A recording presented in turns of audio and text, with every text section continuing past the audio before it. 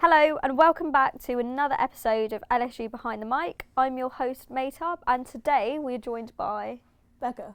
Could you introduce yourself to us and your role within the union? Yeah, so I'm Becca Schofield. I am the Academic Experience Officer this year at the union. How long have you been in your role for now, roughly? So we started in July, and I said June then, so about 7 or 8 months, I think. Yeah? How's it been going? Have you been enjoying it? Yeah, it's been very varied, can't lie. There's a lot of different things going on, but I have really loved it so far. Let's start from the beginning of Okay. your university journey. Yeah. When you first started university, what was going through your head? How were you feeling? As in when I first arrived on campus, Yeah. I was very nervous. I knew one person of that because we both came from college here. But outside of that, I was so clueless. I didn't know what to do. I was like, okay, this could be a new challenge, leaving home. But I was just excited and ready to see what was going to happen, basically. So as time progressed in your first year, what sorts of things did you get involved with in order to sort of get rid of that anxiety and to grow more of a social group? So from the get-go, I basically signed up to be a course rep because they open very early in the year, or at least they used to. In October time, so basically as soon as I arrived I saw this was a thing that already existed and it's something that I've already done in previous academic institutes, like in high school and college. I was already a course rep on committees and stuff like that, so I went straight into that. And then not long after that I just did see that my hall was doing hustings. I was from Bilmo, but I didn't quite have the courage to do it the first time around in November, but then Treasurer reopened for emergency hustings in February. And I went for that, and that really pushed me to boost my confidence quite a lot because I ended up winning the role. What was it like taking part in hustings?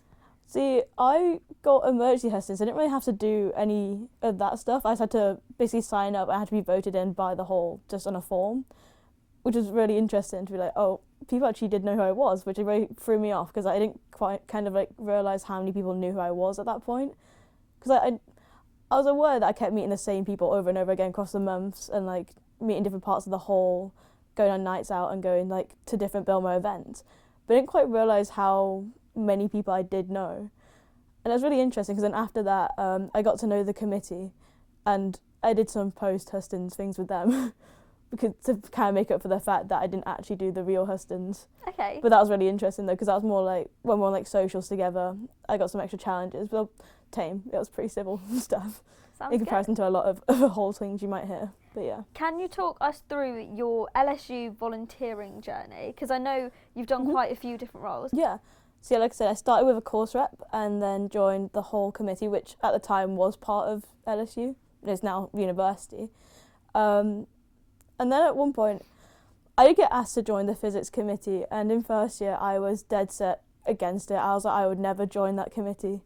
Then towards the end of first year, the other course rep that I was working with said that he was going to run for it. But he basically drove me towards being and wanting to apply for chair because he said that he actually wanted to be vice chair. He wanted me to be his chair, for him to be vice chair in the end. And we both ended up getting the roles. He, however, left the university. I, however, stayed on and ended up being chair for that year. Still remained being a course rep too, so I carried on that course rep journey still, became the chair. Also started taking part in a lot of different action projects at that point because being physics chair, I know halls do it as well, but it opened up more opportunities for me in that sense of I started to see more of action and rag through being chair because when I was treasurer of Bilmo, I kind of pushed it to a side of going, that's not quite my job, I don't need to bother with it that much. But when you're a chair, it's kind of you need to take a bit more initiative and actually lead by example a lot more than when you're a bit of a lower role in a committee. So I really felt like I had to take more of a lead on a lot more stuff and show up to more stuff. So I took part in a lot of action myself because I started to enjoy it a lot. So it was mainly stuff like soup kitchen, contact the elderly, special event stuff. Occasionally went to nursery and some gardening projects. So it was really fun to try out a big range of those different events. So then in third year I carried on being chair, course rep, and then also became an action leader. So it's natural progression upwards there once again. And then that kind of just led to me running for exec, to be fair. Okay, so all of these volunteering experiences that you had led you towards going for exec? I would say so, yeah, because it kind of showed me the different things that happened here at the union. But I mean, I guess the main push me going towards exec was because I was course rep for so long and chair for 2 years as well. It kind of showed to me firsthand the differences between each department, and that it kind of pushed me towards wanting to make a big change on a larger scale rather than just in my department. Because it kind of allowed me to talk to a lot of people from different areas of the university and realise that actually, just because it's going really well over here in physics doesn't mean it's going well over somewhere else in the university. And I know a way to help fix that issue as well, because I've seen it similar over here, or I've dealt with similar stuff. And it's just really interesting because I was able to get more hands-on experience dealing with the whole university rather than just my department.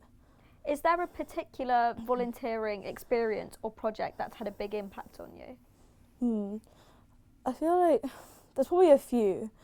I feel like the first year as physics chair, that one really pushed me to step up as a leader and gain a lot of confidence. I already had a bit from like being on a whole committee and being a course rep, but as being chair really pushed me, because at that point you're being a leader, you have to like tell people what to do a lot more.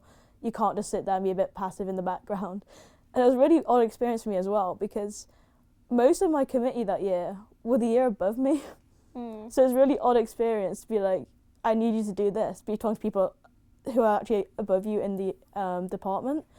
But it went really well because they were all very supportive, and they kind of led to really help my physics journey as well and my development as a leader a lot, because they were very supportive. They knew how to push me in the right way too, and how best to support me in like things that I wasn't always the strongest at. Would you say those skills that you've learnt during your time as a volunteer at the LSU have helped you within your job role as an exec? I'd say definitely. Those volunteering roles kind of taught me how to network with people the best, and how to really like communicate with different people from different areas, and just to understand different areas of the university before stepping into a role like this, where it's so important to understand those differences. What do you do on a day-to-day basis in your role as an academic EA? I know probably every day is different. I know when people ask me, oh, so what do you do? I'm like, there's just so many different things, I don't know how to explain it to you. But if you were to talk about your average day, how would you do that? So on the average day, I probably have at least 2 or 3 meetings. And that in those, I'm either with students or with either LSU staff or university staff, basically, advocating for the student voice or collecting that student voice to then pass on. So a lot of what I do is like lobbying to the university about the changes that the student body wants to see, or just kind of celebrating what's already going really well, because we can't disregard the stuff that is going well and the achievements that we have already made. So that's probably the most, like, probably the stuff I do on a day-to-day basis is that stuff, I guess. What would you say is something that's quite challenging about representing the students at this university academically? I guess for that one, it's just accepting the fact there is no perfect answer, and all you have to do is just work your hardest to try and find the best middle ground answer, because it's impossible to have the perfect education system for every single student, because a lot of students have different characteristics or like different like ways of learning that you can't cater to everyone at one time. And it's trying to strike that balance between the university of like which way they should be going in certain ways, and like what's the priority for the student body at a certain time, especially when you have varying like types of students across different year groups.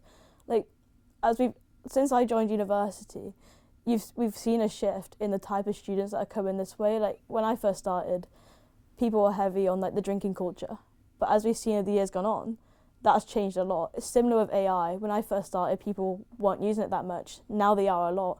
And it's really hard to cater for like a student body where there's varying different types of student bodies within one section or like within one university, because there's that much developing over time so quickly. Here's a question. Okay. What were you like at school? Do you think, looking back then, that you could ever have seen yourself in the position of academic EO at university? Absolutely not. I had this discussion actually quite recently with a member of academic staff at the university. I said if it wasn't for the fact that I went for course rep and forced myself into that role straight away, I would remain the same as I was in college and high school, which was a lot more quiet, a lot more reserved, and not taking those leadership roles that much. Yes, I was on committees and course rep roles, but I was never the leader of the group. I was more like a background committee member, if that makes sense. Like I just kind of let someone else lead the way. Even though to a part I always wanted to be the leader, but never felt I had the confidence or skill set to do it. When you first became physics chair, I believe that was your first time as being like a proper leader of a section. What was that like? What were the things that you found positive? What were the challenges? So I guess the initial challenge was just trying to understand how to deal with being a leader for the first time, really. I knew I had a lot of support behind me because the physics chair the year before me had just stepped into the Department Committee Federation President role, so he was the one above me. So I knew that he exactly knew how to help me with physics and how to support me as a chair as well. So I felt supported from that aspect, so I didn't feel too afraid because I had that contact and I knew people in my year that I'd been on committee before as well, so I knew how it ran. It did feel like a lot of responsibility at first, and I had to learn very quickly how to deal with conflict in the group and like mismanagement of expectations and like roles. But I was very well supported by my senior tutor who like kind of approached it more from like a coaching led approach because he also coaches rugby. So he was able to direct me in that way. And I found that a lot more useful than some of the LSU advice because it felt a lot more tailored specific to our department and to how I preferred to work. So that was really helpful. So do you think that experience helped you now that you're an EO? Absolutely, yes. Because when I was chair again for the second year, so that was last year, I gave similar advice that I received in my first year of being chair from people like my senior tutor or the past chair to other chairs that I was working with in like say School of Science mainly. I gave them like similar advice that I was receiving if I heard them going through a similar situation and didn't quite go to the point of asking for help from someone formally. I was like, oh, I had a similar situation like this. Here's what advice I got, maybe go try that. And that's kind of like a skill that I use now still as well, going, I've seen this issue before, or I've had to experience that before. Here's what I did. This might help you. I think it's always good to have someone to look up to or someone there to sort of help you along the way, especially when you're trying something new for the first time. Absolutely. How was it stepping into the academic EO role? See, kind of like leaning on what you just said there, James Simpson, my predecessor, he was very good at the handover. Before I stepped into the role formally, he invited me to a few of the university meetings. He gave me a really good handover, a lot of really good documents to look over, which really helped put sort of the nerves to the side. And because I knew that the whole team, we were stepping into a new role together. Granted, Frankie had already done it before, but she had to adapt to a new team. That kind of put it to rest anyway, knowing that we're about to enter into the first week of handover with James, who I already knew for 2 years, because the first time I was physics chair, he was chair of Wolfson. So I knew him that year. Then he was academic experience officer, then he gave me my handover. So I already had that established relationship, and I knew Lot, who was before James, who also offered me help. So I felt very supported there. Came straight into 2 weeks of induction from LSU and then university. They kind of put a lot of the nerves to rest almost instantly. It was just trying to learn how to operate in the team was probably the biggest challenge for that one, but it's obviously ironed out, and nothing really happened actually. It was all fine. It was just getting used to everything that was new. What's been the most rewarding moment of your role so far this year? Ooh. I feel there's multiple for this one, once again. It'd either have to be a mix of the academic mix of the first one, the ball game pizza one that I ran, because I had a lot of them show up and that was really well ran, and you could tell they were really enjoying that one.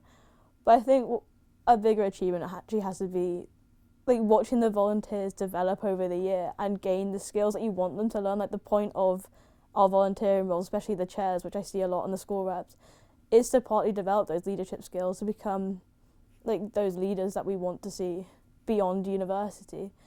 And I've literally watched some of my chairs go from not much confidence at the start of the year to really good leaders in the space of a couple of months, and that's just amazing to watch happen.